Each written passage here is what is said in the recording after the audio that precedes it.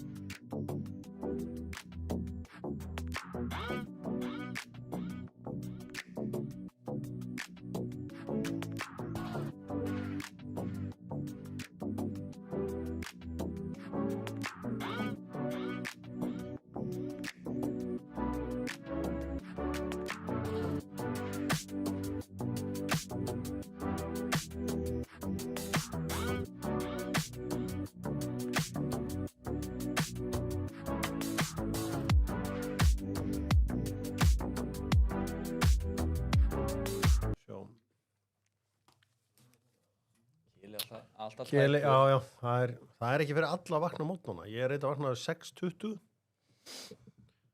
en að vakna á mótnana, það virðist vera meiri kunst en flestir telja. Þú vaknar ekki 6:20.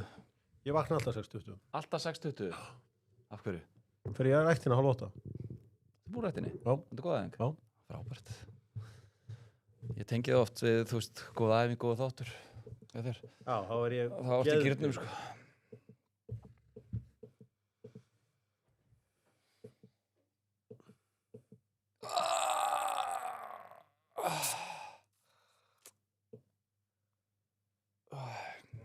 En þú er samt ekkert sofnað það snemma alltaf. Nei, ég sofna svona 11. Hvað segirðu?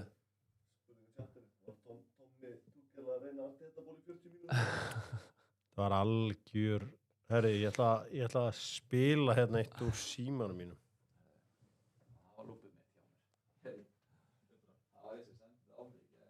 Ég að tala um. Hvað var það? Ég ætlaði að lauma til lummu í grífuna á mér í gær og svo varst það akkurat að spyrja mig að okkur. Þannig ég var svona alltaf einhvern veginn hætta við að setja hann í mig. Já, ég veit það.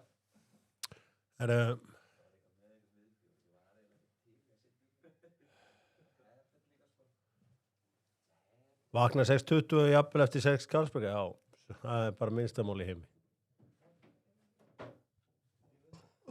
Hvað konspir?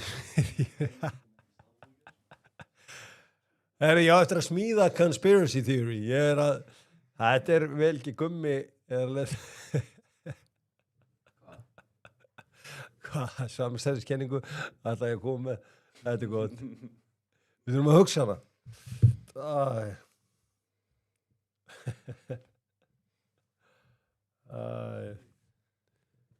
Þetta gott. Þetta samt, sko, með 10 ára heima, sko, sem Ronaldo maður. Já. Hann komin í samstæðiskenningar, sko. Já. Við erum að smíða eitthvað enn í rólega, slakið á.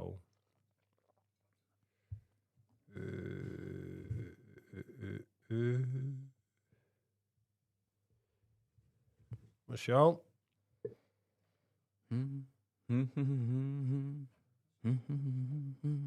Má sjá. Ég sendi á ykkur. Sendi ég ekki á ykkur? Okkur? Ég ætlaði að senda á þig og... Kela? Já. Nei. Ég þroska eftir? Nei. Líka er því kallið minn. Emil Nói besti leikmaður í IR. Getur verið. Ég ætlaði að senda ykkur vídeo hérna á menn og ég sendi óvart bara á Hrafngill. Keli verið með djúft teika það.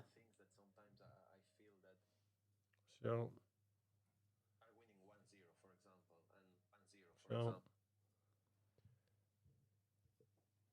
Þetta alvöru blóm í stúdíónu? Já, það var aftan. Já, nei, þetta gerfi. Þetta var í löngu dautt. Þetta var alveg...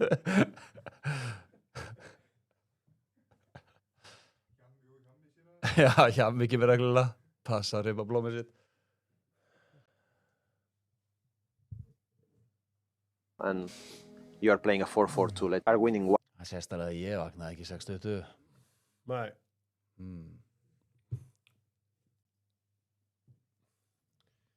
Það ekki gott að lífa það afslöpuðu lífi að maður getur bara sofið á mótnana. Það venilegt fólk bara mætt á flegiferð.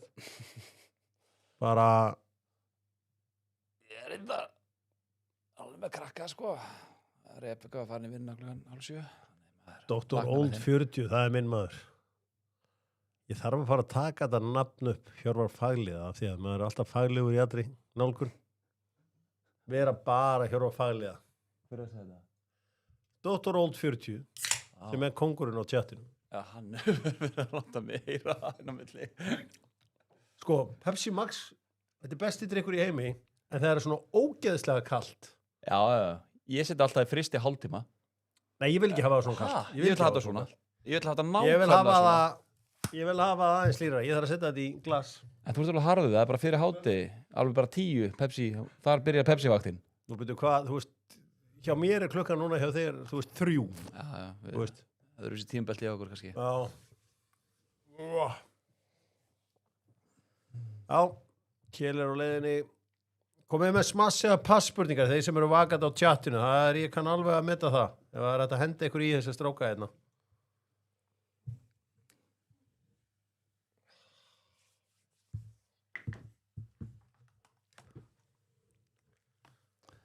I've been waiting.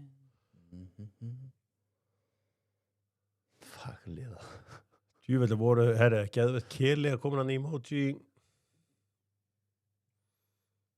Hvernig nær maður í subscribers á hérna YouTube? Hvað verður maður að fara að gefa eitthvað eða geti séð þá eða...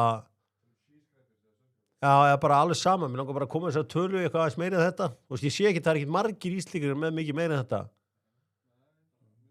þar ég að kaupa hann að Guðjón Daniel account. Þið sögðu að hann væri verðlaus af því að það væri, þú veist. Djöfullin. Og að sjá. Góð spurning. Þetta tekið mig til dæmis hérna góð spurning frá Magnúsi Viðari. Pickford áfram markmaður nummer 1 í Englandi? Þetta bara eitthvað sem að við verðum öll að spyrja okkur að núna. Bara sama hvar við erum stödd í þessu lífi.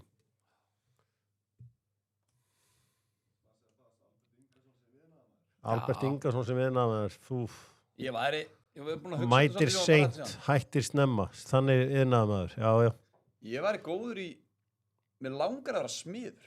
Já, þú ert alveg með smiðslúkið en þú ert oflatur.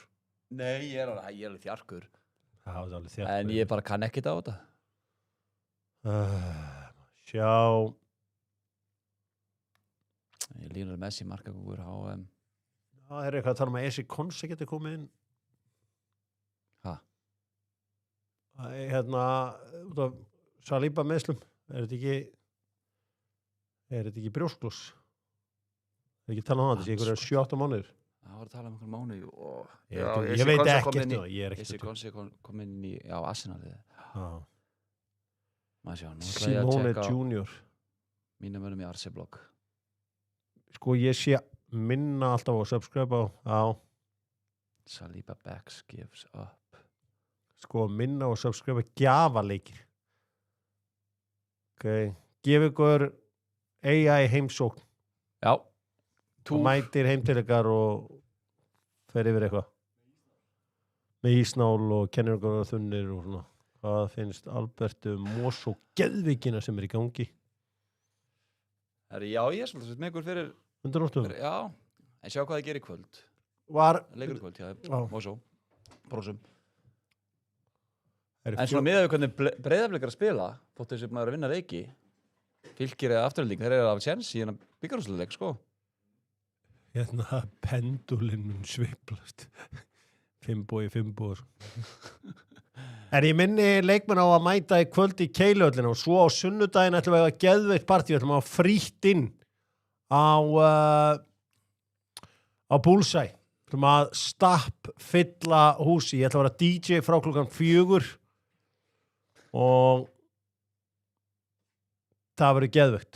Mun Messi baða Jamal í úrslitaleiknum. Það er þetta rosalegt. Online bað. Tjatti er heitt í dag. Eiga landstælar ekki vera frá sinni þjóð. Þetta er mjög góð pæling hjá LTA. Já. Ég er alveg, veistu hvað, í LTA, ég er svolítið sammálaður. Það er góð pæling. Ég er hérna...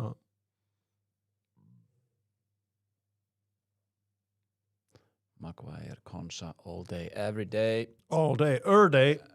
Það, þú veist. Dóttar fútból fer síðan í frí eftir...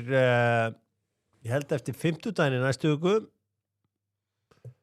Ég ætla að fá Hannes Jón Jónsson til að ræða við mig í Doc Sports. Ég ætla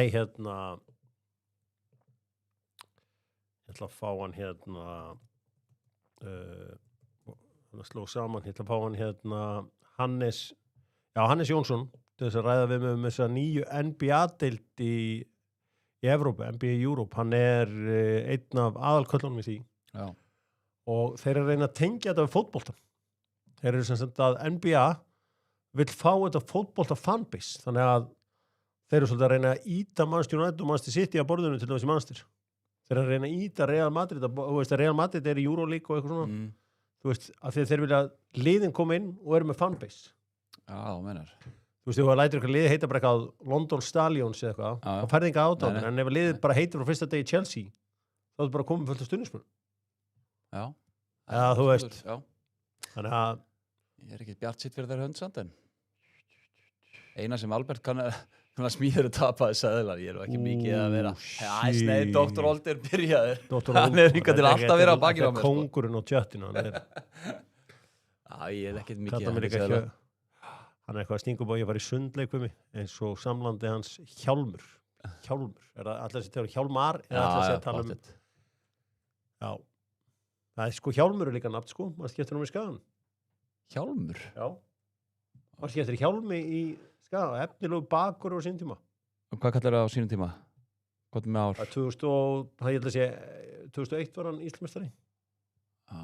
2-3. 15 ára yngar svona það já. Þannig Eitthvað það staðsett sér rétt og var í jöfnumarkið þá hefði þá Tuchel verið hildur sem tactical mastermind. Já, Evo hefði og allt það. Já.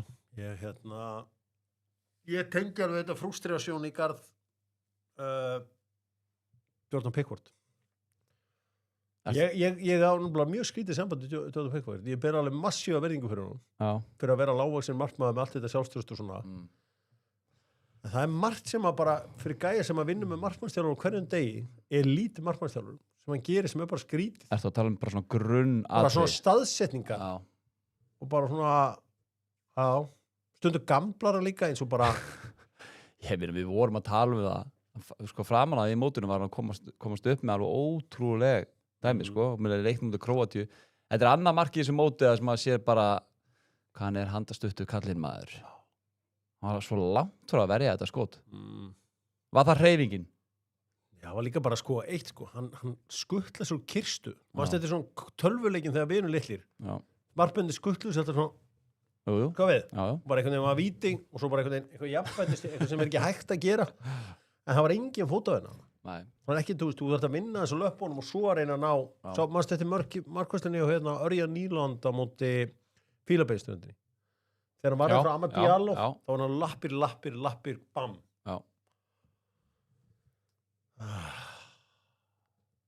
Já. Enzo Fernandes í næsta UFC. Gunnar Einarsson nýr subscribe.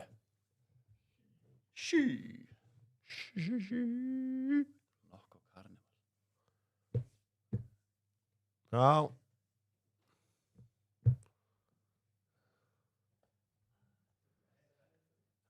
Kele mættur, hann mættur, hafði vel Kele minn. Wow, hver eftir það? Svakaleg. Og Kotcha 10. Hvar fyrstu þetta? Ég fekk þetta af mönnum sem selja treyjur á Alicante. Já. Ég vil ekki hafa. Já. En það er cool að ég var bara að kaupa. Þessi Mats Warren.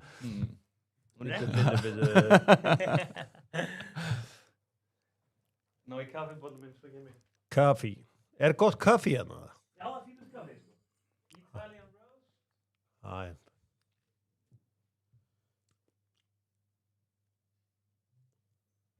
Já, ég ætla að vera í Keilihöllinni í kvöld klukkan 9. Ég ætla ekki að láta allt snúast HM. Dokka ekki sendur til einast, nei, ég þarf að vera hérna á mótana. Það er ekki hlaupið að því. En ég minna á Dota fútból væri hérna fer í frí eftir næstu viku og verðum í frí þangað til í svona 10. ágúst. ætlum aðeins að koma í róleitunum. Að Heitvots Lionel Messi, þetta er góða spurningar. Endur að koma áfram með Birkir Björnsson og Nýr Sjöskræfur. Safnið fyrir mig hérna ástöndingin, það er meira á liði. Þarf ekki alltaf að vera að gefa einhverja kaffivél eða eitthvað til þess að kaffivél, það er einhver ömurleg gjöf fyrir YouTube subscribers. Eiddi Albert auka tím í sminkinu eftir að yfirlýsingar að Hjörvar sagt að hann var ófríður. Ég var að djóka í hún. Ég var að djóka. Fann ekki fyrir gríninu. Jú, svaraði ég á við þessu. Sko, með að við track record að hann segja ef myndi sjá katalógin hans, fuck. Sjá, ef maður pælir í... Katalóg, þú pælir í katalógum sko. Nú ekki fara að nafngreina það eru flestar barn og menn menn í dag. Og þær eru flestar að horfa núna á YouTube. Sko, Það er rétt.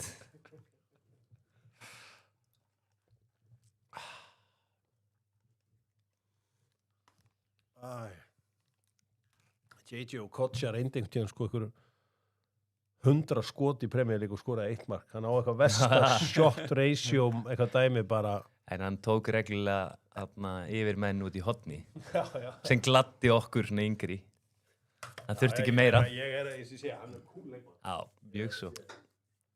Þú ætti að vera helviti leiðilegur til að ekki hafa gaman af JJ Okocha.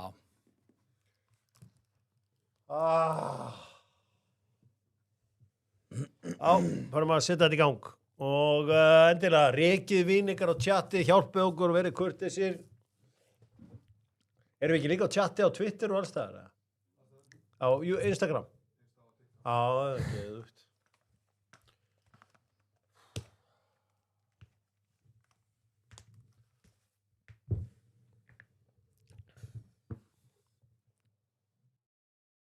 Er það klárið strákumennir? Er það bara að henda sig í gang? Já, við erum bara að henda sig í gang. Úlis, ok.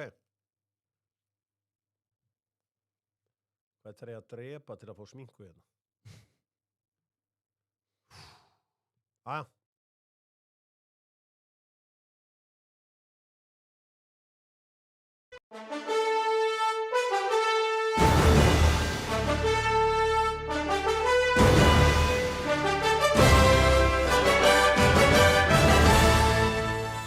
Góðan daginn, Epic America.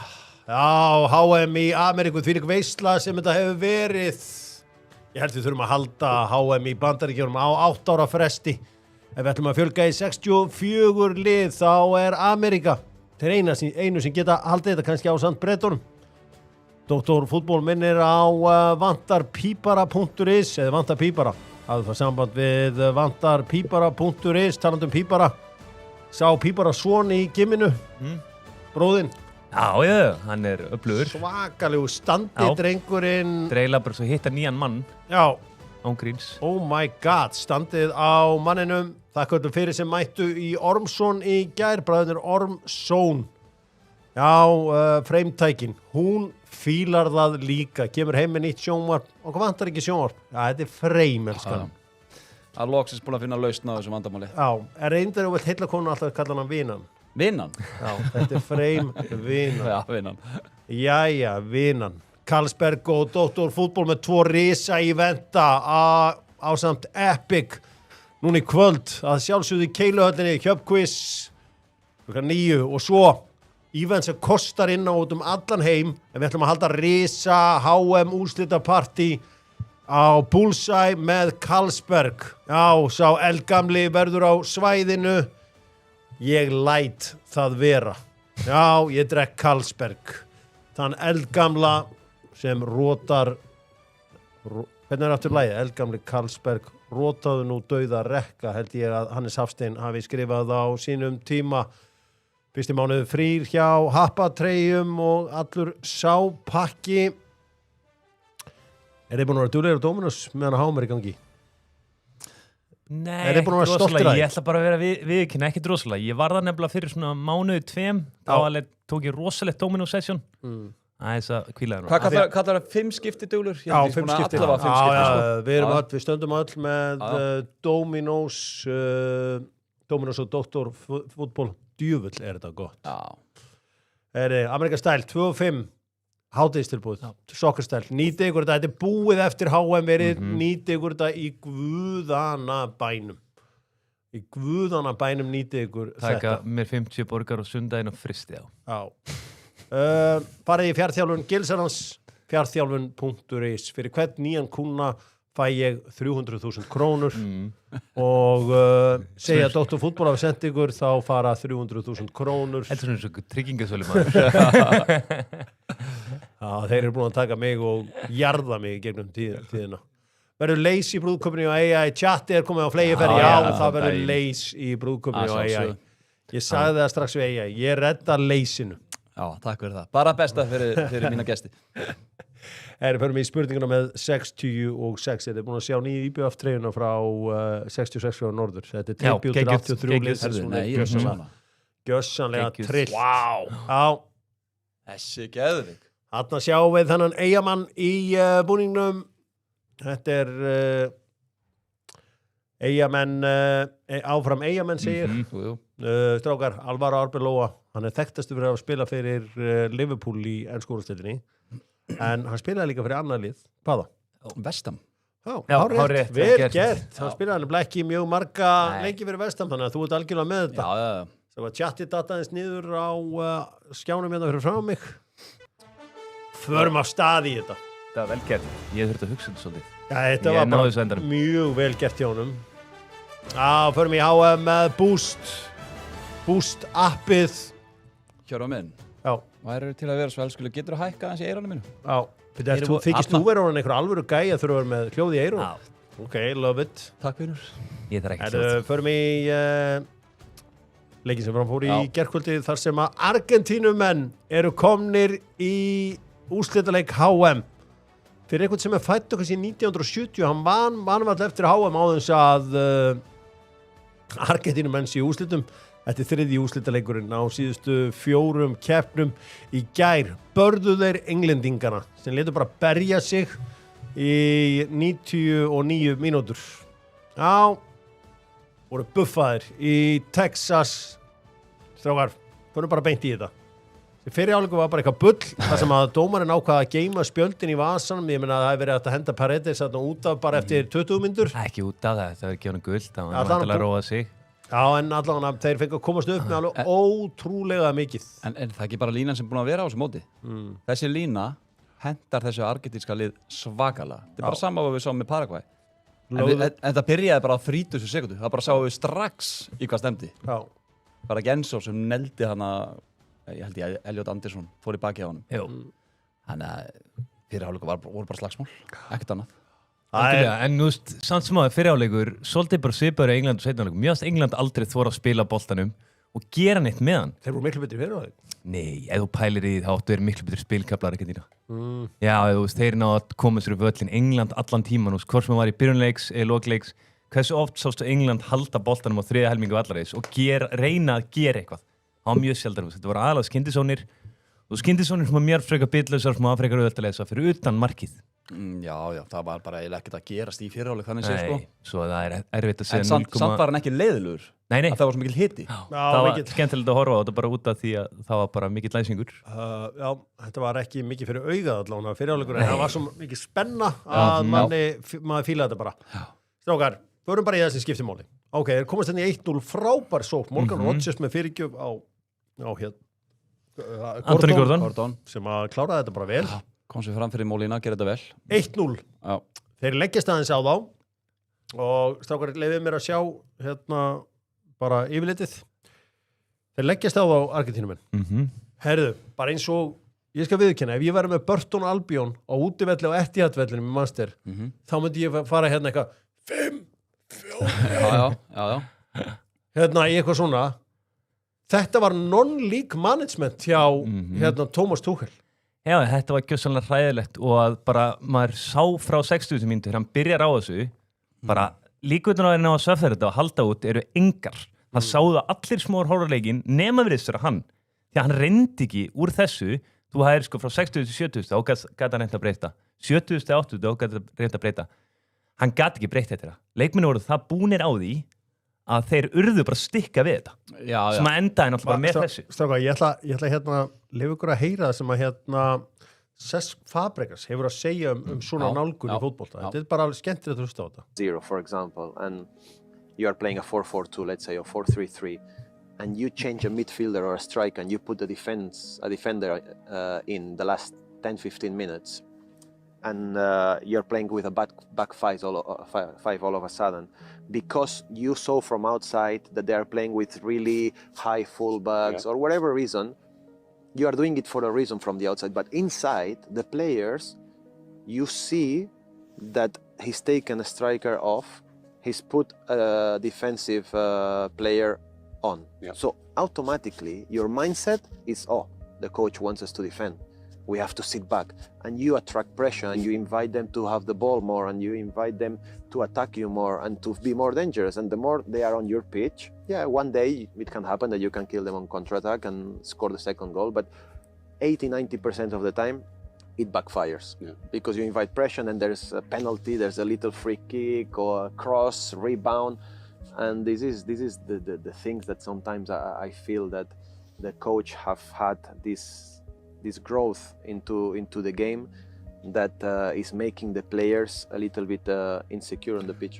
Gerir á, þetta fer bara yfir þetta. Þegar þú ferði í þetta, þá er bara alla líkur að þetta komi í bakið. Það var allir lendi í þessu ekkert mann. Og líka þú ert að senda leikmönnum ákveðin skilabóð með skiptingum og þú finnur þetta alveg sem leikmaður bara, þetta getur verið mjög pirrandi. Bara af hverju er hann að gera þetta? Við höfum líka talað um það, bara eins og Holland og Marokko, hvernig þeir stiltu byrjuliðinu, þú ert að senda ákveðin skilaboð til leikmanna og ég skil það vel, þú ert bara huge underdog að fara eitthvað að halda en englendingar, það sem þeir gerðu vel í fyrirleik fyrir pressu, þá voru Argentína í brasi með það að fara í þessa leið svona snemma að því að við höfum séð á þessum móti Argentína elskar að koma tilbaka og ef þú ætlar bara að fara að þjást þá þarf þetta að vera heldur góður í þá þarf þetta að vera styrkleikur liðsins minnst varnarleikur ekki styrkleikur enska liðsins við erum alltaf búin að sjá fótbolta breytast eftir 5 skiptingar fótbolta er bara búin að breytast rosalega mikið við þetta og ég meina eitt af þessu ef Tuchel var búin að hugsa þetta fyrir mót ég lendi í þessum aðstæðum þá ætla ég að fyrir 3 aftur bak eða 5 þá átti hann að sjálfsögðu að taka stóra hausin á Harry Maguire með sér á mót þú veist, Harry er frábæra staðsetja sig í fyrirgjöfum og slíku og ég veit ekki hversu oft ég sé hann rétt svo flikka einhverju af pönnunni á sóknarmönnum og annað slíkt þarna gera hann þessar vonlausu skiptingar sko, hvað fór mest svona, hvað svona fannst ykkur lélegast af þessum skiptingum? Lélegast, þú gerir varnarskiptingar og fer í 5-mana en það er engin sóknarpæling bakvið skilur hvað sem þú ert að gera það er ekkert áhuga þú tekur Anthony Gordon út af myndi segja eini alveg hraðin sem er eftir Morgan Rodgers þú veist, það var dauðafæri þarna til að setja Ollie Watkins inn á eða sérstaklega svona frá 80. mínútu að taka bara Kane út af hann augljóslega þorði ekki að setja Ollie Watkins inn á þú getur setja Rashford inn á fyrir Rodgers komið meiri hraða því að Rodgers var bara búinn á því skilur að bara pæla ekkert í þessu fannst mér galið því hvert eina skil sem englendingar unnu boltan Argentínu menn bara joggu eftir þeim bara nema að veri Bellingham og þurftu ekki svona aðeins að setja 2-3 á hann og vinna á honum annars joggu bara eftir þeim og unna hann aftur sko. Þú verður að hafa eitthvað outlet þegar þú hefur boltan bara eitthvað þeir bara lokaðu augunum og spörkuðu fram það var þannig, tölfræðin frá 72. mínútu til 92. mínútu England reyndu 12 sendingar 5 hefnar þau voru 7,5% boltan þegar unnan þá var ekkert outlet Kane var að koma ógeðslega neðarlega på boltan þeir voru bara inviting pressure og þetta var ótrúlegt að sjá það mér var skrítið bara strax á 72. mínútu að taka Gordon út af fyrir Konsa samanlega líka frekar nýlega búin að skora og þú veist heitur að því að sko Tuchel, hann eldi í byrjunlið klálega en hann klúðraði leiknum þú veist, Rodgers kemur inn á hægrikantinn þá góð ákvörðun, þú veist, hann leggur upp markið Spence var flottur í vinstri bakvörðum þú veist, það var góð ákvörðun hún heldur, við vorum að velta fyrir okkur hver verður vinstramenn, Gordon kemur inn heitur leikinn og skorar, en svo bara algjörlega klúðrar leiknum það er að segja Tuchel, ekki Gordon Tuchel gjössanlega fokkaði þessu upp, ég meina en það er náttúrulega leikmenn í liðinu sem eru sprungnir eins og bara, Declan Rice er bara búinn algjörlega, hann er bara búinn því miður bara maður sér það bara að deildin meistarallut og allt í vetur hefur bara kert hann út sko, eins og bara gerst oft fyrir góða leikmenn hefur koma svo heimsmynd þar á móti að Evrópmót sko, hvað áttur á bekknum sem kom ekki inn á bekknum hefði hann þarna getað, þú veist, ok, til að hafa eitthvað outlet að til dæmis að setja Ollie Watkins inn á hraðan hans og kraftina og bara, þannig getur unni menn í loftinu og baka heldur þú að Bukayo Saka þú veist, af því að hann er náttúrulega líka líkanlega eitthvað, það er eitthvað á hann þú veist, ég held að hann fá ekki þessar aukaspyrnur í dag sem hann er búin að fá síðustu 5 ár þegar hann stendur við boltanum, ítir mjöðminn út og lætur sér detti við boltan ég held að þetta séu bara ekki lengur aukaspyrnur í fótbolta þetta ég held að Rúrik Gíslason er líka miklu vandræðum í dag þið þekki allir þetta múf þegar hann stígur svona yfir boltan næri endalustu aukaspyrnum, ég held þessi búið ég held tvö helstu mistökin var að setja ekki Ollie Watkins inn á bara freka fljótlega og svo setja Rashford inn á fyrr Bukayo Saka, þú veist en mér finnst hann ekkert endilega típan í að vera að koma inn á eitthvað sprengju upp, skilur hann er bara frábær að byrja og hann er bara góð leikmaður en að koma eitthvað inn á og þú sparkar hann fram á hans finnst það ekki alveg eða þú ert að hugsa bara að setja hann í svæði og elda þá kannski Ollie Watkins eða Rashford en líka það, þú veist, ef það er búin að pinna þig niður Saka er, veit ég, ákveðin stjórn sko. hann getur haldið boltanum og ég minna, hann hlýtur að hafa verið eitthvað að honum fyrst að hann fær engar mínútur í svo leik menn hann kom vel inn á mútið Normunum og hann leggur upp markið mútið Mexiko hann hefði skrítið að leifa hann ekki fylgja því eftir en svo er líka bara, við getum rætt England og en hvernig Argentína gerir þetta þegar að England droppa niður mér finnst það líka vel gert það þor ekki öll lið á milli línana þegar að liðið, neða úr þetta móti liðið sem er svona aftalega því þú smeykur við að þeir komi breykjandi á því þeir fóru endalaust á milli þeir voru að gefa Messi boltan rétt við svæðum hann var bara með 2-3 fyrir framan sig og þorði að sóla á þetta, því þetta er Messi skilur hann þorriði, það er ekkert mál, hann hefur gert þetta miljónsinnum en ákveða fór hann ekki bara að mannmarkaðan í lókin ákveða bara síðust 20 minútur bara þegar eftir hydration break, hann fær 3 mínútur með liðin til að setja þetta allt saman upp bara heyrðu, setja bara mann á Messi hérna í lókin hvernig eru sett Er það á Jet Spence? Ég held að hann hefði mögulega höndla. Já, ég bara hvert sem er bara Já, ég mér þetta ekki hvert sem er því að hann var að labba fram með hverjum sem er hann sko. Já, Þetta var, þú veist, Ef þú tekur svona 3-4 momentar sem hann tók bara menni sem væri ekki þetta var svona eins og ég var að sóla stráki minn sko. Það var bara hort, svo bara vippa á hann til hliðar og menn voru bara hortnir sko. En þeir eru búin að skora hana, hvað leit góla móti Grænhöfðum, leit góla móti Egyptum. Það verði, nei, Egyptum já, og þessum leik. Og svo náttúrulega 2 mörk í framlengingu. Og þeir eru búin að gera það saman nánast í öllum leikjum. Þá kemur Lautaro hann inn á og þeir eru með báð inn á og þá fer Messi bara meiri að vera gömlu stöðunars og hægri vanginn og er bara á dælunum inn og við sjáum það líka í markinu, þú veist, það er eins og spensfákuð smá slingi nýðið eða eitthvað, þannig hoppar hann á og þá fær Messi alveg plásið til þess að koma hann fyrir sko. Hvort það er aftur að fara bara man-marking á Messi eða ekki, en þú er komin yfir, þú veist, með á móti Argentínu, mér varst Messi hann fá allt og mikið tíma allt og mikið tíma boltan. Ekki nóg með það, líka bara 2 bestu skotmennir í liðinu fyrir utan Messi að stíga aldrei upp á og það eru McAllister og Enzo. Meina, hvað gerði Enzo var búin að skjóta svona 3-4 skot, bara eitthvað frískot áður en hann skoraði sko. Svo komast það Argentínu yfir, þeir bara pressu og englendingar. Af því það voru bara turnar inn á.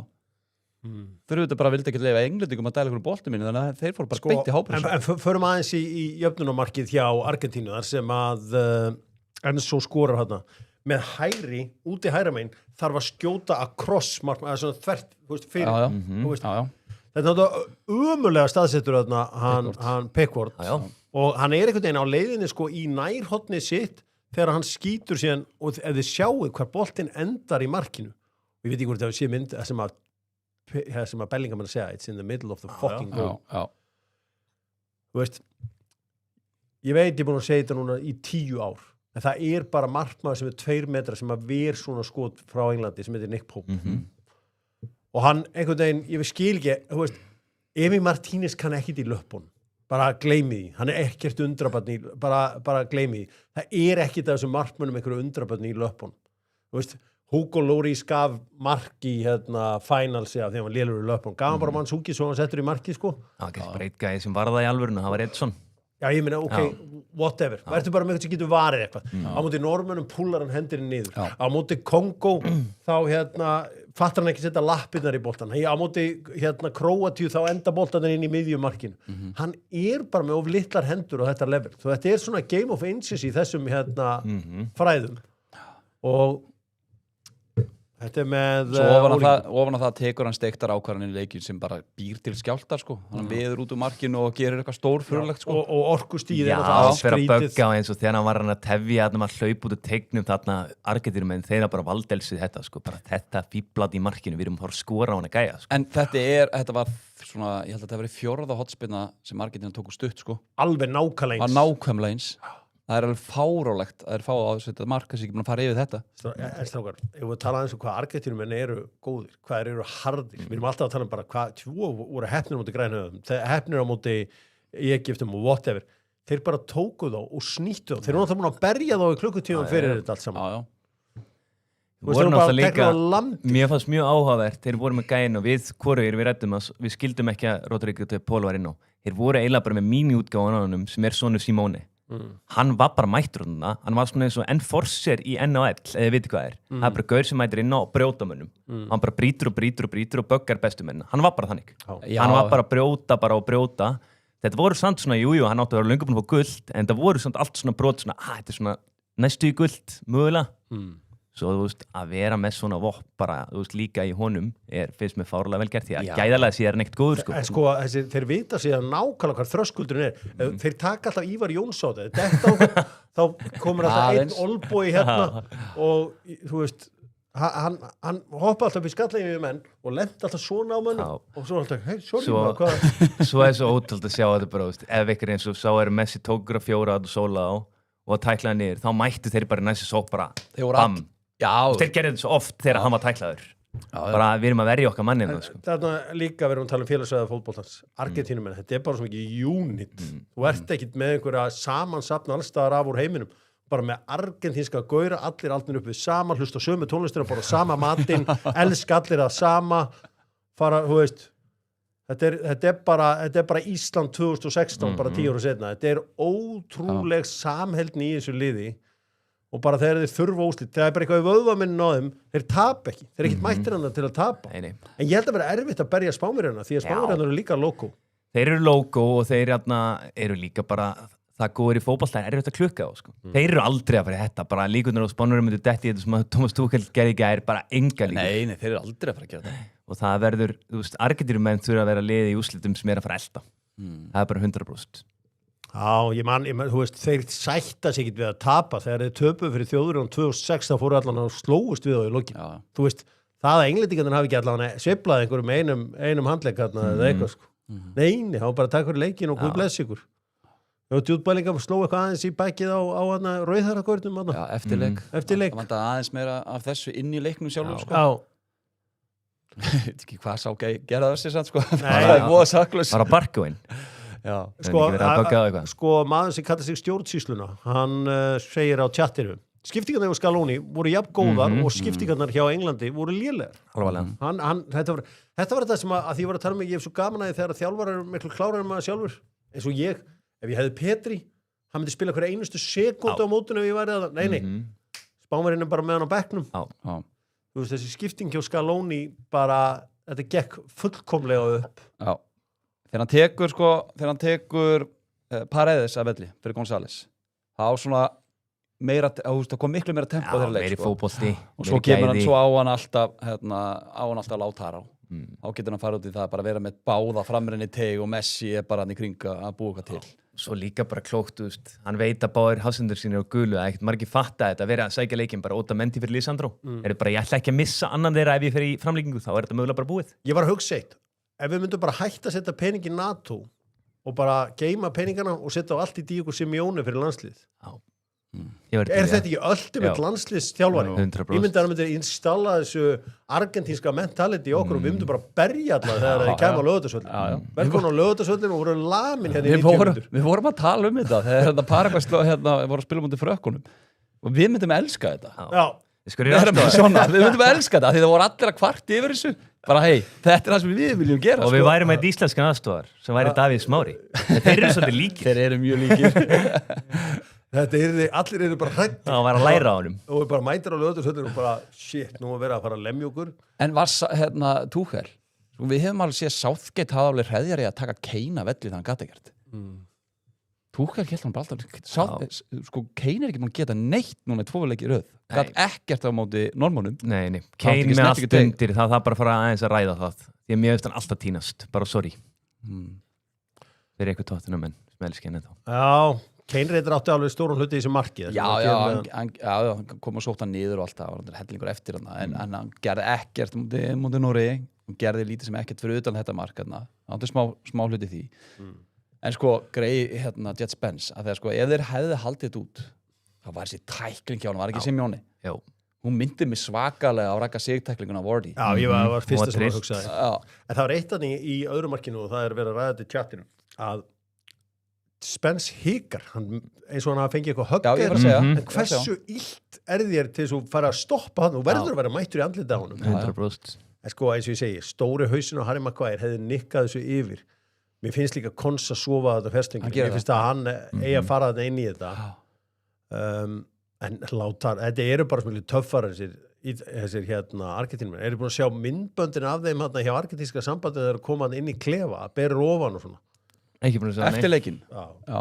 Þú veist, það var þetta eru alvöru gæjar. Þeir eru reynda víst þannig, þeir eru sko harðir inn á fótboltavellunum þegar það er dómari og svona. Það er ekki þú að harðir utan allar. Það er sagt það sama. Voru ekki sá skólstal Heinze og ég get til að trúa því. Já. Þetta var eins og maður var alltaf skítrættu við júkar. Svo kynntist maður þeim utan allar og var maður fljótur og hættu við það sko. Það er samt eilíft alltaf þannig að þessi gaurar sem eru... Getum við sýnt þetta stafar? Bara frá byrjun. Sjá að það er svona léttu Kolmar Gregor í Otamendi. Þetta eru stæðilegi gaurar. Sjá þetta er náttúrulega ótrúlega unlikable lið. En það er náttúrulega það sem gerir á svona rosalega. Og þetta er lið sem allir sem spila fótbolta dreymir að spila fyrir. Svona verið í svona liði. Ég er ekki að segja til að Argentínu því fullt af fólki hattar á sko. Að verið í svona liði held ég bara einstakt dæmi sko. En Hjörvar, það er samt allavega mínu leikmannaferli þessir ruggluðustu, alveg gufu ruggluðustu inn á vellinum. bara tegum eins og Ásgeir Börkur gjössalega trilltir á vellinu svo er þetta bara algjört blóm utan Nei, þeir sem eru rugglar inn á fótboltavöllum eru líka rugglar utan ég ekki sko, Jens Lehmann var að hóta nágrunum sem með Jens hann var öðruvísi rugglaður ég er að tala með þessu sem að berjamönnum sko Jens Lehmann var alveg ég get alveg kvitað Vinnie Jones var líka kolrugglaður utan allar sko ok, ég spilaði ekki með þeim Dennis Weiss skipaði John Terry 15 ára að sitja á klósetur í 15 mínútur þegar hann sest ekki á kalda setu klikkaði mennin á vendinum en líka klikkaði utan allar sko. Engar ágjur eina ongellin og Ásgeir Börkur þessi alveg rugglaður sem ég spilaði með voru pollrólir inn í klefa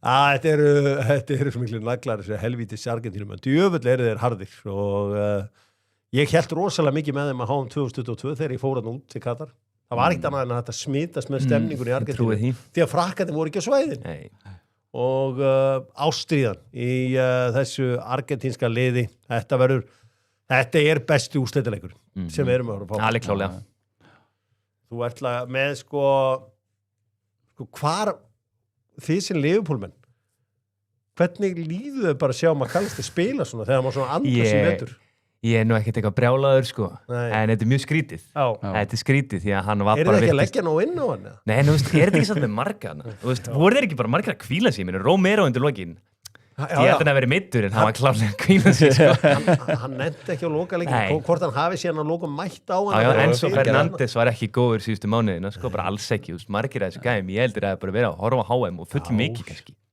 Bútsirinn spilaði á alla leik með Manchester United Nú er hann búin að drösla þessu liði í final Þú vildi getur nánast nefnt þetta flest allar leikmennina sko. Þetta er svakalegt lið og þetta er svona kallmennskan uppmáluð og Rodrigo de Paul mætir þarna og fer að slást Otamendi mætir þarna aðeins að berja á mannskapnum en það er allan fljótt gaman að sjá Thomas Tuchel er búin að læra enska stílinn að setja Dan Burn fram í lókin þetta er bara, er þetta allt sem þessi Thomas Tuchel hérna COVID-meistari býður upp á þú hugsar, hann far allt lið inn í vasspásu, getur gert allt sem hann vill gera á þessum 3 mínútum forréttindi sem engir aðri hafa haft þetta var að sem hann hefði búið að bjóða það er bara fokkaðan leiknum upp hann nýtti vasspásuna bara í það að fokka leiknum upp það var svolítið þannig og eins og þú segir, með alla þessa turna inn í tegnum að fá svo þetta mark á sig sem að, þú veist, þetta er fyrirgjöf þetta á að geta gest, sko ekki með maður hugsaði með sér, ef þeir jafna þetta þá er spott að fara að skora annar mark maður vissi alveg að þetta var incoming, sko svo er, þú veist, eins og við tala bara hvað, þú veist, Kobe Mainu snertir ekki völlunum sem móti allt í einu sá í Ivan Toney Ollie Watkins var alltaf með þessu móti það er bara ógeðslega skrítið einhvern veginn nýtt innan hóp og líka bara eftir á hyggja og ég var svo sem búin að segja þetta fyrir undanúslin að vera með nonna í staðin fyrir annarkur Cole Palmer eða Phil Foden finnst mér bara stórfurðulegt bara til að eiga það því Saka er ekki 100% heill sko það vita allir þeir eru bara það mikil gæði báðir þú getur alltaf nýtt á einhvern veginn sko þetta er þannig fórum sjóferð þá hjá Englendingum og þetta var bara gott á okkur miðað við hvað Tuchel gerði eftir þau skoruðu þá getum við sagt farið í klísuna að England skoraði á snemma svona miðað hvernig ég ektaði klálega sko það er mikið spurningum á tjattinu mikið skemmtilega spurningum mjög ánægð með þetta endilega henda okkur smassiða pass spurningum ég ætla að okkur til ná að safna í smassiða pass þeir eru að spyrja um skoðun á Falklandseyja borðanu hjá Argentínu það er náttúrulega ekki þetta að segja neitt en ef að FIFA verður samkvæmur sjálfur sér þá ætti að setja leikmenn í bann fyrir það við munum eftir eins og í Króatíu og sínum tíma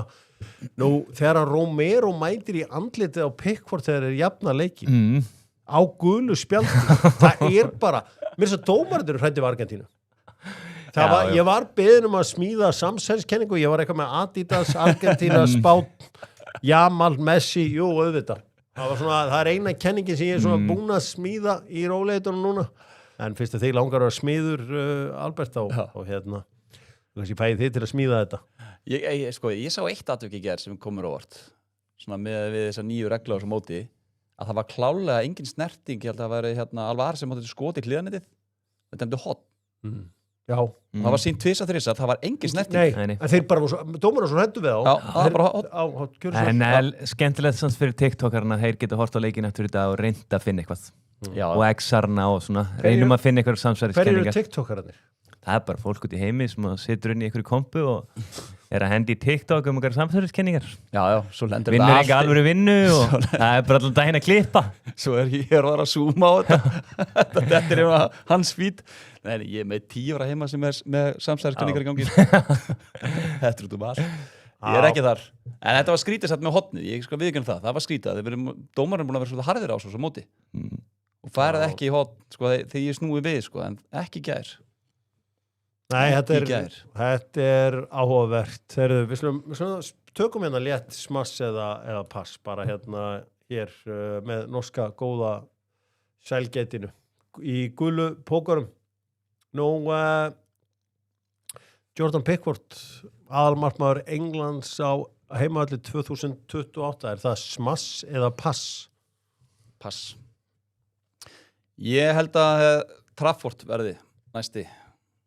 Það verði markmaður og englendinga á Já, ég ætla bara að setja pass, þetta er bara komið gott. Það búið að reyna þetta. Já. Og ég segi pass við því. Nú, smass eða passspurning, Spánverjar, Argentínumenn verða heimsmeistar á sunnudaginn, smass eða pass? Ég heldur ráð ekki Spánverjum. Spánverjum þessi ógóðir. Þeir ná ekki að klukka á. Ok. Er Messi 39 ára ennþá besti leikmaður í heimi? Ég setja pass á það. Pass, en gæðalega séð ángríns, hann er ennþá top 5. Sérstaklega hann er í liði sem er svona, þú veist, liði sem að vinna fyrir hann og hann fær að njóta sín. Ég ætla að segja smass. Já. Besti leikmaður í heimi. Já, hver er ég sagði top 5. Kylian Mbappé er nú betri en þá í dag, sko. Já, ég veit ekki, það sem hann galdraði hann, sko, auðvitað fáið lítið sem ekkert workrate frá hann, sko, en hvað er hann komið? 8 mörk, 4 stóðsendingar sem móti? Já. Skiptir lengur móti hver menn að spila? Nei, en við sjáum, hann náttúrulega sér ekki marki á móti Sviss og Englandi. Þú veist, þarna hann leggur upp 2 í gær, sko. Já, en þú veist, ég hef getað lagt upp fyrramarkið. Já, en Hjöppi, hann sér ekki marki, hann fær nú þetta ágætis færi að það sem hann bara heyri ná að pikki hann inn í teik, sko. Sér ekki marki, ég held nú ef að, þú veist, Harry Kane, þá var þetta að segja að hann sá ekki völlin, sko. Þú veist, það verið með því. Sko, yfirleitt er gæðin með 3-4 kringu sig, sko. Þú veist, það er nákvæmlega. Samt að ná að, þú veist, en gæðilega sé klálega top 5 í heim en þá. Já, svo þetta er ekki þetta að losna við Liverpool-stuðningsmenn. Vinnur í Róla deildina með Liverpool. Bara svona, í umræðum HM. Ég held að passa þetta því miður. Það myndi ekki tíma. Ég tippaði á það í fyrra og þó allan tók ekki gumma bena á þetta og spáði Chelsea það var stórfurðulegt. Skal viðurkenna það, mann leið nú ágætlega með þetta Liverpool gisk mitt með að við tekið hjá Guðmundi Benediktsinni sem var eins og það var allt saman.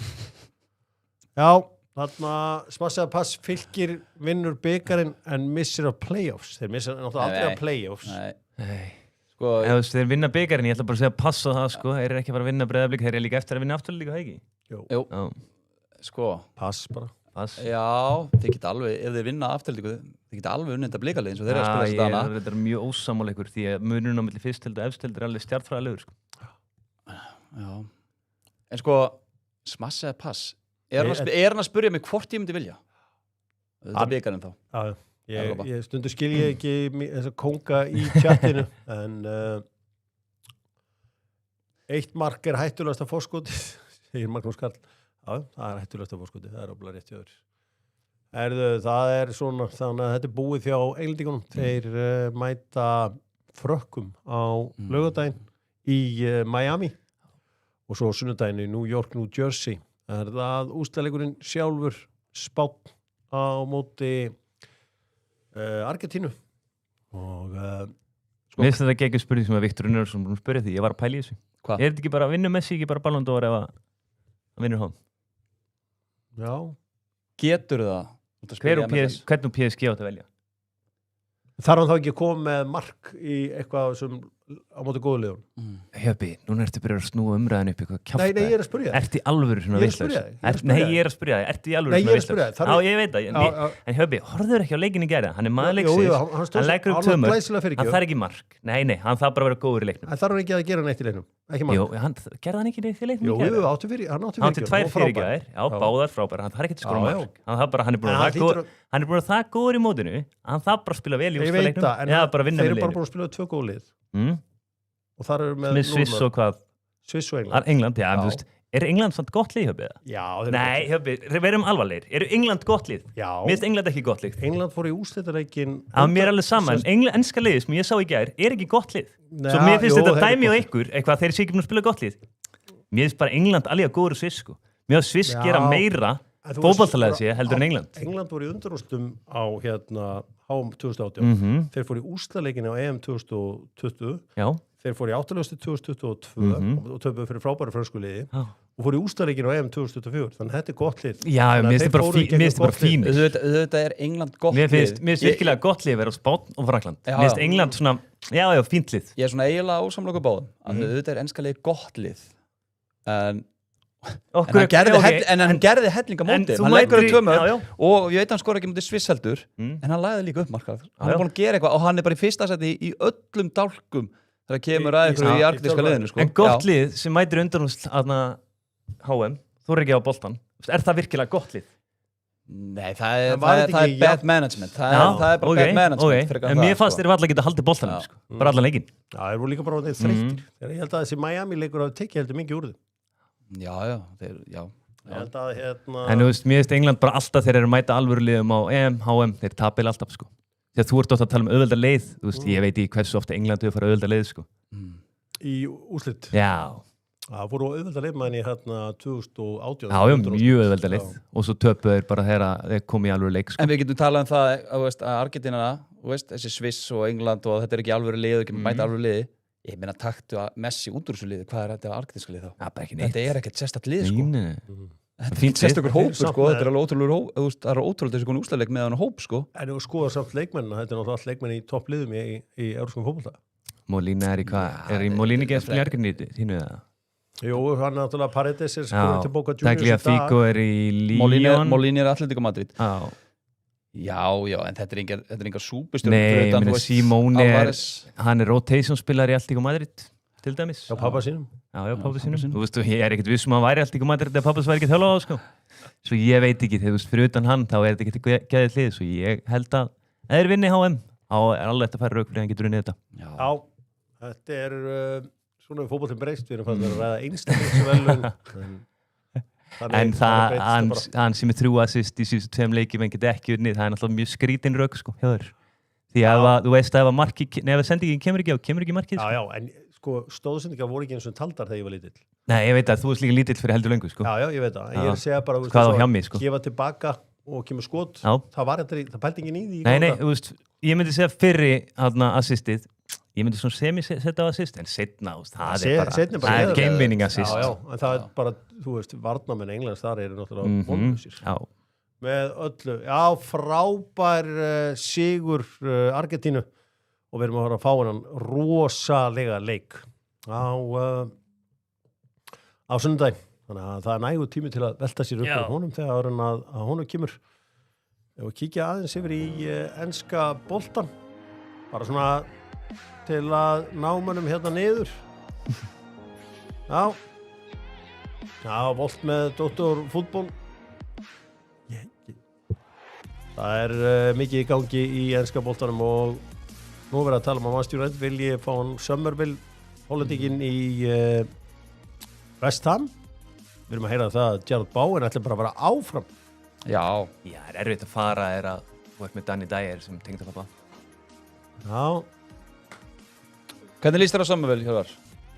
Hvað segirðu? Hvernig líst þér á Summerville? Þetta sáttu með það ef að fara laust, hann fá Summerville hann kattinn. Ekkert eitthvað mér finnst það næstu í bara fýll leikmaður sko. Já, en kannski á hann en hann auka gýr í sér. Hann á svona 1 og 1 leik. Já. Ég vilja fá kantmannan í Egyptalandi. Býtu nú við. Hún er að fara hægri kantmannum. Það er ekki Hassan, já. Það er skemmtilegir, hann er hvað var mikið og vitó. Ég er bara svona reaktiv stórmóta maður. Ég vil bara fá. Kominu aftur til ársins 2002. Já. En mikið að vera í þessu öllu saman að þetta Chelsea ennþá að reyna að fá Granit Xhaka og eitthvað sem segir mér að Xhaka muni íta því múfið þar að segja ef hann vill það líka, hann hlýtur að vilja það fyrst þeir eru konum með þetta svona langt, þeir færi ekkert að íti í þetta nema að væri eitthvað ástæða fyrir því. Nú, Everton er að reyna að fá Rico Lewis frá Manchester City. Það eru fullt að liðum að reyna að fá hann. Nú, Hull er að vesla í allt annar í hillu en önnur lið. Þeir eru fannir að skoða núna einhvern Elliot Strout frá Mjálby. Já. og hérna og hérna grískan markmann Veitu hvað varst þú úað hann að Kili? Klopparinn. Jürgen Klopp. Ég er svo já. lítið á netinu þessu dagana, ég er bara að vinna. Þeir sjá ekki, þeir sem er að hlusta. Já, Kili. Sjá Gómez til Aston Villa. Mér finnst þetta frábært sæn. Já, má leysa Tílemanns. Já, ég er bara miklu yngri og fá hann svipaðan penning, sko. Já, Sjá Gómez komin til Aston Villa. Þá vantar bara að kaupa hinn miðjumannið þeirra. Já, Andrei. Já. Það var alltaf maður, ég hef alltaf hugsað á bara sem einn mann. Fyrir mér eru þeir svona eins og Beto og Barry sóknarmannana. Það er bara svoleiðis. Nú, já, Kukureya fyrir leikmaður Chelsea ætlar að setja tattoo af Louis de la Fuente andlitin á sig. Það er mjög bótti. Þannig að Besti vinstri bakur í heim í dag. Nei, Mendes. Með, já, það er þetta. En með Spáni. Þá er hann Hann ótrúlega. er annað dýr. Já. nú, Sjá Palinja er á óskalistanum hjá mörgum liðum. Sjá Palinja, ég held að hann myndi geta þróast út í einhvern Rodri. Þegar að hann var þarna, átti þarna rosa sísónu sitt með Fulham Já. og hann fekk bæinn eftir það. Já. En það var ekki alveg úr því. Hann er komin að hann slager til Nottingham Forest og Oliver Glasner byrjaður að sækja leikmenn, ætla að sækja eitthvað til Palace. Myndi maður ekki reyna að taka cheeky bit í Ismail Assar? Jó, það ekki. Ég held Annars Ég væri nú bara til Ismail Assar í Liverpool, sko. Ég er bara til þess að losna við að spila mótun og það alveg. Já, Hann er svo líka góður á það, móti sko. ykkur. Hann er alltaf fárlega góður på ykkur. Sko, Rodri officially besti DM í sögun ef spott klára þetta sundag. Sögunni. Hann er betri en Busquets sem svona Erum við að tala sko bara besti að sexa sögunar. betri en við gera? Já. Er það? Nei, ég get Ég man ekki nógu vel eftir við er til að segja það. Já, En Ég get eitthvað svolítið með Kanti, Makalele. Já. Jú.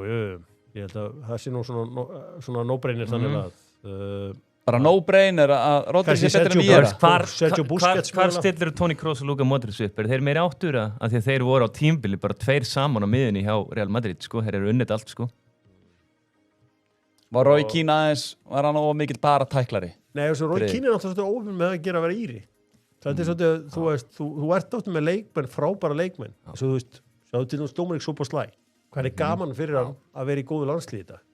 Jonan er í sig. Já, en ertu núna, nú ertu bara að tala um að því hann var óöfn að vera íri og spila. Ég er bara að tala um bara leikmaður inn á vellinum. Bara takt út fyrir bara einst mikilvægur leikmaður og hægt var í fyrirlið. Já. En auðvitað var bara í, þú veist, við þurfum að hafa bara bæði landslið og fyrarslið og allt svo leiðis. Við getum aldrei talað þú veist, það mun enginn aftur vinna ensku úrvalsdeildina 13 sinum. En sem get ég ekki tala um Ryan Giggs sem besta fótboltamann allra tíma. Þó hann sé meiri vinnir en þeir allir. Það er rétt. Þú veist. En já, ég myndi alveg, þú veist, ég held að þetta debet hann, Busquets. Þú veist, þurfum við ekki líka að fara í gæjan eins og bara Makalele og N'Golo Kanté. Kanski ekki Makalele, ég held að Kanté hafa átt lengra stint. Því að þeir eru líka bara sturlaði varnarlega, sko. Ekkert liðlegir í fótbolta, sko. Nei, þetta er þeir gera bara öðruvísi hluti, sko. Já, þetta er öðruvísi leikmenn. Já, svo verður þetta bara, er eitthvað fleira sem þið verið sjá gerast? Ég meina, er ekki verið að tala um að Kepa Arrizabalaga má fara frá Arsenal? Jú, fengum Melier hana. Ég vil sjá Barcola í Liverpool eða bara fá hann í deildina. Þetta var að fyrir sjáulegasta sem að, þú veist, gatsi hjá Arsenal að Kepa myndi bara vera 1 ár. Svona, ekki það deildabikar úrslitaleikur, deildabikarinn skiptir ekki öllu máli en svona skilja ekki að vera að gefa hann með þessa leiki í FA Cup og deildabikar. Kepa, sko. Þannig að jú, fínt að losna með hann. Það sem maður vill sjá í Arsenal er bara stór prófíl á kantinn. Bara stór prófíl. Bara vonandi Barcola komið hann á vinstri kantinn. Ég sammála, Liverpool þurfa líka að gera og Liverpool þurfa að fá annan hafsend. Veit ekki nákvæmlega hvert því að það er ekkert margir hafsendur í heimi sem ég er hefinn af. Ég er búin að segja Laporte. Já, ég held að það væri ágætis lausn í smá tíma. Það væri stórkostleg lausn, ekki ágætis lausn. Ég held að það væri stórkostleg. Ef við horfum á þessi toppliði í dag, meina United ekki veikari, þú veist, eins og staðan í dag heldur en í fyrra. Ég meina, Tielemans sem kemur inn, er Tielemans betri leikmaður heldur en United voru með í Casemiro í fyrra? mjög áþekir, Ok, Já. þeir eru kannski á pari. öðruvísi bara. Öðruvísi. Já, ég held að það sé meira lítir en Leopold Casemiro. eru veikari í ár heldur en í fyrra. Já, klárlega. Fann dag einu ára eldri Sala farin, Já. vantar fullt af mörkum hana í liðið. Og nú svona það ekki tyggja bara vantilega ekkert með. Já, Chelsea er veikari en í fyrra. Kukureya farin, er ekki mikið komað inn í staðinn. City, ég minna að fá Elliot Anderson en engin Pep. Þú veist, þetta er, maður horfir á þetta sem Arsenal-maður, bara svona, þetta looks good. Já. En maður... Looks ég skal good. segja Ég held samt- samt að Arsenal verði þannig, ég held að verði ekki, ég held að við mögum eftir að sjá allt annað Arsenal-lið á næsta ári. Heldur að keira mér á þetta? Já, ég held að bara, menn mun ekki vilja þetta annar ári í röð. Þetta snerist bara að komast yfir línu. Já, komst ég í Já, spara já, og þetta hefur fór öll örkan í það. oft gerst eins og með Klopp og svo setna með Slott, þú veist, þegar menn voru búin að koma sér í línu eins og Sala bara og sem að vildi ekki skilja við Liverpool og vinna einn englandsmeistaratitil, hún fannst þurfa að vinna 2 sko, þá tímbil eftir er þetta oft svolítið svona, þú veist, við erum búin að vinna þetta er ekki alveg saman Daví. Nei, en maður hefur samt sem áður, talandi um Arsenal, maður hefur samt sem áður áhugjur á því, maður sér það að Saka er að brenna þessu út. Rice, hann þarf á löngu frí að halda, Saliba var að meiðast, Já, svo er þetta oft mindsetið, þú veist, það er erfið að klálega. verja titilin. Viltu betri sendring í Köres? Varur til, myndur þú hendunum í burtu fyrir Júni alveg plísuð já, en það sért eitthvað rugglaður. Já, sko, Jókerist, hann pyrraði mig oft á tíðum að síðust tímli, já. En hérna, kongurinn, Aubameyang, Já, hvað með hann er farin til Deportivo. Hann er þetta eitthvað skemmtilega svona endir á ferlinni sínum sko. Hann er að fara meira í kósigýrin en að sækja sæluna, hann er búinn að sækja sæluna.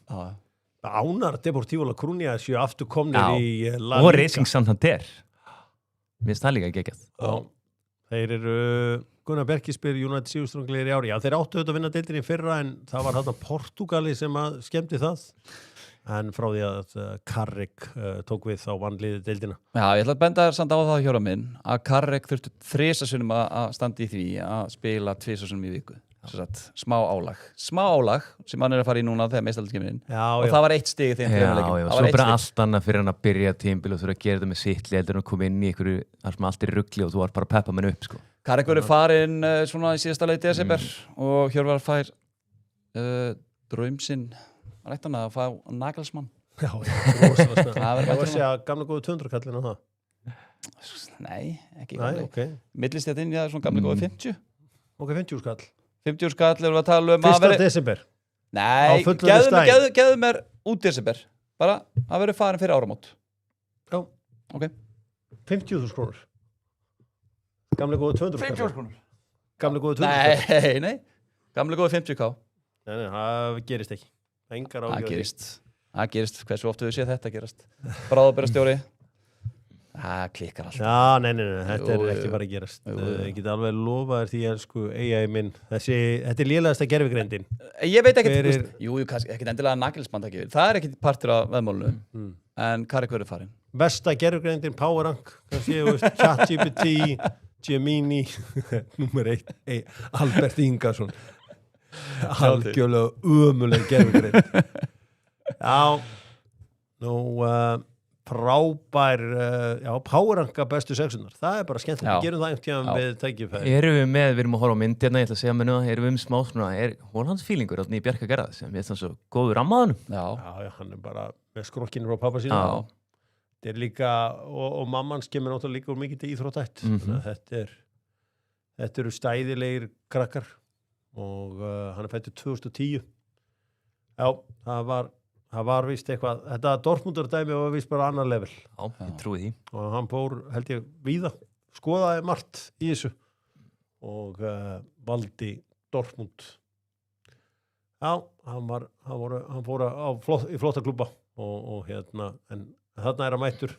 Dagur bróðurinn sem verða klár, Dagur og Hemmir Heiðars, það eru svona 2 gæðir sem áttu aldrei yfirgefa kórinn.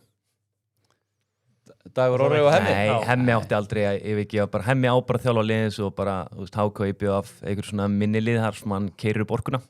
Hann á ekki að þjálfa eitthvað lið sem á að vera með kontróli eins og Val, sko. Nei, við fengum svolítið aldrei að sjá hann prófa. Já, Gunni Birgis lýsir Nei. úrslitareiknum á HM og allir Eiður verði ekki kóa með honum. Ég trú ekki öru. Hann er núna úti hvað í knattspyrnu, sko. Nei, meðlýsandi verður Ólafur Ok. Kristjánsson. Já, Eiður er í stúdíónu, fyrir leik og eftir leik. Ok. Mér finnst sko, ég myndi nota besta gæðin á meðan að kalla leiki, þú veist, meðan þetta er í gangi. myndur þú nota besta gæjan? bara eins og Eið Já, að sem kóa. bara sér þetta hraðast Já, og svona já. sko, og þekkir hennar spænska fótbolta og svona, Já. af því að þú veist En þú sást kostninguna, hann var náttúrulega sko tröll reið henni sem besti sérfræðingurinn. Já. Við viljum hafa hann það líka. Það ekki bara okkur vantar fleiri eðismála. Það er bara þannig. Já. Eru fleiri íslíka búin að fyrir spila fyrir Chelsea og Barcelona og svona tókklúba?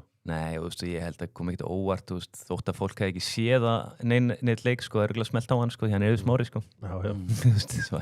Þeir eru allir búin að standa ykkur en svo heitur Já, frábærlega. Já, þetta er áhvert. Sko, eina sem að við Íslendingar höfum verið svolítið rændir af er að Ásgeir Sigurðsson, hann hefur engan áhuga að segja einn daginn þarf hann reyndar að fara að segja sína sko, hvernig ég náði gabbaninn í Túborg 10 segja svona gett þá sem er Karlsberg Kastalinn í dag var náttúrulega með ólíkitum hann ætlaði að tala við mig í 3 mínútur og ég náði að einhvern veginn að haldi í hann og kreistur út hálftíma ég náði að kreist út en ég meina að hann þarf að skrifa bók og það væri náttúrulega meiri áttar ef maður fengi alast upp við að hann í sjónvarpinu og fá að heyra hvað hann hefur að segja ég sagði Lóthar Matthäus frá þessu hann sagði bara halda áfram í ídían menn verða að hafa eitthvað að gera samt ég var ekki að fara í ídían eitt eða neitt Jói Bjarnar á leiðinni í FH á láni hann var alltaf á leiðinni í FH Er þetta ekki svolítið skrítið að mæta hana? Jú, eininu Hann alltaf, ég hef frændast hann bara, þú veist, þeir voru að reyna að fá hann svo mikið að getur verið tímabili og svo bara gekk þetta upp, bara, heyrðu, ég mættur bara sælfrendi hér kem ég Þetta var svolítið fyrirsjóðalegt þetta er bara mjög jákvæmt þetta er mjög gott, þetta er sterkt fyrir frábært fyrir hann og FH bara Víkingarnir, þessi sigur fyrir Víkinga í gær eða það er að segja í fyrradag þegar þeir fóru áfram gegn ungversku liði hvað rankar þú það Keli sem stærstu Ég var að pæla í þessu í gær, er þetta ekki alveg top 2-3? Lekk Postman náttúrulega mjög ólega á stjörnunni Ég þekki svo lítið þetta dæmi sem gerðist eitthvað stórt í gamla þetta, almennilega Nei Ég var að leita upp eitthvað í gær Það var ekki sko, þú veist þetta þessi 0-0 sigur Vals og Benfica náttúrulega þekktur Já, ég aðtöfli á þarna í móti Feyenoord heima Nei, skam unnu Feyenoord Unnu Feyenoord, þú veist, en er unnu ekki svo MV sko Nei, við erum að tala um allt heimið Hvað setur þú þetta magnaða vingisliði í þetta? Ég held ég setið frá því sem ég séð Larissa líka var stórt hjá KR og hegi Þú ert svona að reyna allt sem þú getur Þú veist hversu magnaður eins og ferð bara yfir þetta magnaða vingislið Allar er þetta besta lið sem við séð á Íslandi? Nei, ég held að FH-liðið sé betra Hvað ár? 2007-08 Mér finnst það besta lið 2007 náttúrulega verða þær ekki í Íslandsmeistarar Nei, 2008 er ekki 2008 Ég er að tala um það stint Ég myndi frekar að tala um 2005 myndi ég held að Já, 2005, hvenær vinna er 15 leikir röð? Það er 2005 Já, það er besta lið Þetta er einstakur árangur Víkingana sem núna er að fara áfram Ég held að þetta sé svona öðru þriða Ef þeir tapa mútið Ísraelunum þá þýðir það að þeir eru líklega að fara að mæta Egnatia eða Lincoln Red Imps í að tryggja sæti í sambandstild Það fóru það í leikinn Egnatia í fyrra Já, þeir fara það í leikinn Það er bara spurning hverja er fá í að fara í Evrópadildina í 4. umferð og endurskrifa söguna Já Endurskrifa hana, já, þeir gera það Ég er svo róluð með þetta, við erum svo miklu lélegin þeirra, þú nærði ekkert æs í mér Hann er brjálaður ef fólk sjæði lappið hann er að plegi þeim Ég er þetta allan daginn En þú veist svona bara sem strákur Hélst einhvern veginn Íslandslið myndi slá ungverslið Ég held ég að bara ekki verið að pæla í þessu strákur Ég var eitthvað á hjólabretti, ég var í fótbolta, íshockey Þetta var svona ekki alveg sem var að fara í kringum hausinn á mér sko.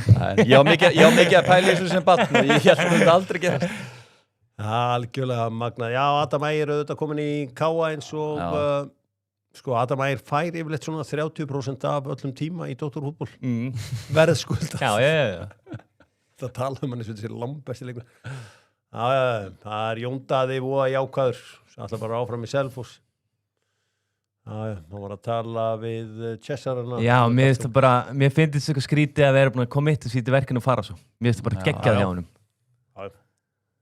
Mér finnst bara ógeðslega töff fyrir að liða að koma heiminn og fyrir sitt lið. Því að ákvæmst með nóga peningum og það þurfi ekkert afreika þessu hluti sem að þú veist, er að fara í Evrópu og vinna eitthvað titil og eitthvað. Það eru sumum bara með eitthvað DNA í sér að eru bara relentless. Verða bara að vera að vinna og verða að vera að fá titla og verða að vera í Evrópu og þetta. Er einhver Íslendingar hannig? Gylfi er alltaf rástæður. Hann á 6-7 milljarða. Já, hann var svo lengi off í fótbolta, hann vildi koma og reyna að fara á eins hátt level og hann gæti, ég skil það mjög vel. Þá var hann úti, þá var hann bara úti nú. Hann vildi bara vinna titla á ég held Íslandi. að það hef ekkert mikið verið í boði þá því að hann fór bara í Lyngby. Þú veist, kannski væri eitthvað í boði núna en þú veist, það er bara, ég er bara sér með Jóhann Berg, Alfred Fimbo og fleiri, það er ekkert mikið í boðir úr 35+, það er bara hann. Sama hvort þú hefði spilað 100 leiki í Bundesliga, 200 leiki í Premier League, það er bara, fótboltinn virkar en það er ekki mikið í boðir. Já, en þú veist hvað við, Gylfi Sig er ekki kósikall. Nei, Hann er bara auðvitað ekki, en það held ég að sé erfitt að vera eitthvað kósikall og ég held að það veri kannski öðru sig, hann komið heim og farið, þú veist, þá var hann mögulega að fara í FH, hann verið búin að vera svo í kannski þar á milli í Everton lengur eða þú veist, Al-Hilal eða eitthvað, heldur hann að vera frá í fótboll svona lengi, þá var þetta bara allt öðru sig, bara staða, sko. Ég held að alltaf þegar menn sko koma svona heim, þeir eru alltaf að passa sig að vera ekki of sko emotional, að ég held að fyrir ansi marga og bara svona, já, auðvitað kem ég aftur heim í gamla klubbinu og eitthvað svona, rosa gaman fyrstu 2 vikurnar og þetta hitt allt gamla liðið og svona, svo bara kemur reality hitsinn. Það var svona eins og þegar Hannes var að pælja að fara aftur í Leikni. Ég hugsaði með mér, þetta geti verið gaman í honum í 2 vikur. Já, svo búið. Þannig að, já, þetta er mismunandi leiðir í þessu öllu saman. Já, ég minna Óli Ingi Skúlason gerði þetta þegar hann kom heim. Þá vorum við bara í bölvuðu basli, sko. Já. Og það villur stæðstu liðanan. Já, Addi Grétars líka. En hann bjargaði okkur. Þannig að stundu virkaði. Já, Addi Grétars bjargaði. Já, hann bjargaði Breiðablik bara. Það var bara hann ykkur.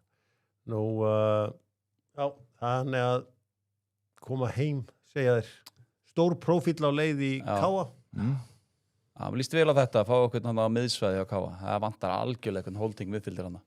Fallet nafn, Andri Römer. Andri Römer? Já, þetta er yngri bróðir Marcel Römer. Já. Okay. Veistu hvað, það er mikið búið að ræða þessu auglýsingu hjá Gunnar Birgis hann er kók. Stór kostlefna. Stór kostlefna. Hafið þið séð það hann aðeins? Ég séð það. Mér finnst það gott. Ég elska þetta. Þetta er þægilegt og ég elska þetta. Hafið þið séð, þetta er bara flott hjá hann. Þetta var algjör snild. Aukaspinna á stórhættulegum stað. Aukaspinna á stórhættulegum. Það er ekki allir eins og ég og Kelly sem að eiga bara leiklistina, hún er bara svona. Já. Sigurjón Kjartason var impressed. Hann sæði mig það. Já, eðlilega. Já, menn að benda hérna á Stjarnan Móðuvel og allt svona. Já, við vorum að ræða hér bestu sigra sögunar og Býtur ekki Stjarnan að spila í dag? Móðurvelja leggpostum, það var mjög stórt bæði. Já, eða ekki? Eru ekki Færeyjum? Jú, sendum bestu kveðju til Færeyja. Valur er ekki fyrir næstu viku, nefnilega. Og Kili sagði þetta afrek Víkinga. Já, ég myndi setja þetta, síðan ég byrjaði að fylgjast með, þá er topp 3 með Stjörnunum Móðuvel og Stjörnun leggpostum. Ég veit ekki hvað ég á að staðsetja þetta. Ég bara átti mikið á bara gæðum liðana. Sem bann dreymdan aldrei þetta að Íslands lið myndi og það í rúmlega 30 stiga hita. Það væri eitthvað skrítið bann sem var að spá þess. Það væri mjög spes bann. Stórkostlegt. Hafið þið séð annað eins. Þetta er kóngurinn. Ég veistu hvað, Gunni Birgis í burtu, ég sakna hans. Hvað segirðu? Ég sakna hans. Ég ætla að fara út á flugvöld og sækja hann. Já, gerðu það. Ég skil það mjög. Það er bara að keyra þarna. Gunni, ég verði út á P2, það er ódýrara. Já, það taka á mótum. Hún var allt og lengi. Þetta voru gott að fá hann heim. Hvað er heim, Gunni minn? Keyra með hann, setjast í kíuna mína. Maður leiksins í gær í leiknum. Það hlýtur að vera Lautaro Martínez, maður sem að klára þetta allt saman. Þú veist, ég myndi frekar setja á milli Messi og Enzo. Því Enzo jafnar þetta og Enzo líka bara að vera alltaf í að skjóta boltanum hann fyrir utan teginn, fannst mér bara gott múvi á hann og enda með marki. Já. Því að það var mjög auðvelt að láta hann bara eitthvað rúlla en hann ákvað að hlaða alltaf í byssurnar. Þjálfari gærdagsins Gunnar Heiðar Þorvaldsson er ennþá þáttur að leikurinn hafi verið á þriðjudaginn. Gunnar Heiðar er bara farin að sanna sem frábær þjálfari. Það er bara hann kann að láta liðið spila fótbolta og skora mörk. En kann hann að koma liðan yfir línuna? Kemur í ljós. Líkar þetta ekki yfirleitt alltaf hérna í lokin? Jú. Ég vil sjá, það er múin einu sinni. Það er einu sinni. Hann mætti bara hörku góðu Keflavíkurliðis með bara miða deild í dag. En var það ekki líka tímból undan mín Njarðvík? Svona aðeins fór að hyggsta. Já. Við sjáum til. Gæti Dokk farið til Færeyja? Já, ég var alveg til að fara til Færeyja. Ég hef bara einu sinni komið til Færeyja. Ég hef aldrei farið. Það var í Tórshavn. Ég hef aldrei farið. Og vorum þar á Hótel Færeyjum sem er svona í óvarlegi hlíð. Færeyjar er eiginlega alveg eins og allt Austurlandið. Ég fór í þetta hörmulega ferðalag mitt Austurland 2020 og þetta er eins og að vera í Færeyjum. Já, húsbílum. Þetta ef ykkur langar að koma til Færeyja, keyrið á þessum Austurlandið, kynnið ykkur þetta. Já. Það er bara Færeyjar á Íslandi. Góður undirbúningur fyrir Færeyja. Góður undirbúningur. Getur líka fengið svona þoku þar, svona á Austurlandinu. Og já, við Dóttir fútból þakka fyrir sig. Stórkostlegt. Takk fyrir í dag. Bullies Media tók þetta upp með okkur. Daði Ómas og Arnór sem eru með White Boy Mirja. Þeir verða mættir hér á morgun. Dóttir fútból þakka fyrir sig. Verið sæl.